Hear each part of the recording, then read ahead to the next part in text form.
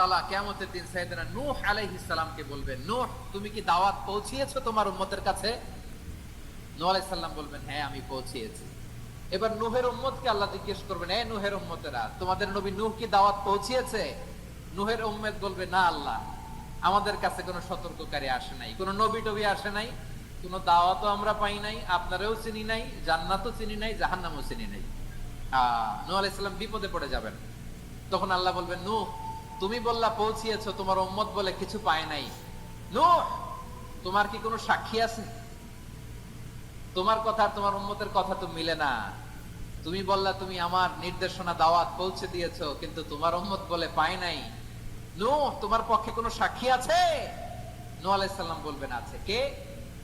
উম্মতে মুহাম্মাদী। তখন আমরা বলবো, আল্লাহ, আল্লাহর নবী নূহ আলাইহিস সালাম তিনি আপনি যা যা বলেছেন ঠিক তা তা তার উম্মতের কাছে পৌঁছে দিয়েছে। এবার নূহের উম্মতের সাথে আমাদের ঝগড়া লাগবে। তারা বলবে, তোমরা আসছো আমাদের হাজার হাজার বছর পরে, তোমরা কি করে জানলা? তোমাদের সাক্ষী ধর্তব্য হবে না? আমরা তখন বলবো, আমাদের কোরআনে তোমাদের নবীর নামে আল্লাহ তাআলা একটা সূরা নাজিল করেছেন, সূরাতে নূহ। আওয়াজ করে পড়েন আল্লাহু আকবার। আমরা বলবো, আমাদের কোরআনে তোমাদের নবীর কথা আল্লাহ আমাদেরকে জানিয়েছেন, দিন রাত এক করে তোমাদের কাছে তিনি দাওয়াত পৌঁছেছেন। তোমরা কানের মধ্যে হাত দিয়ে রাখতা, চেহারাটা কাপড় দিয়ে ঢেকে রাখতা, আল্লাহর নবী নূহকে পিটিয়ে ছালা দিয়ে পেঁচিয়ে তোমরা পাহাড়ে তুলে রেখে আসতা, সব আমরা জানি। আমরা যখন বলবো এই কথা, নূহের উম্মত চুপসে যাবে।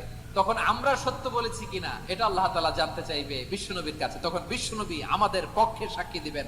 আওয়াজ করে বলেন আল্লাহু আকবার।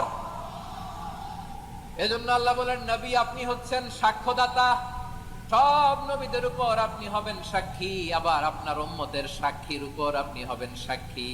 তার মানে নবী গো, কিয়ামতের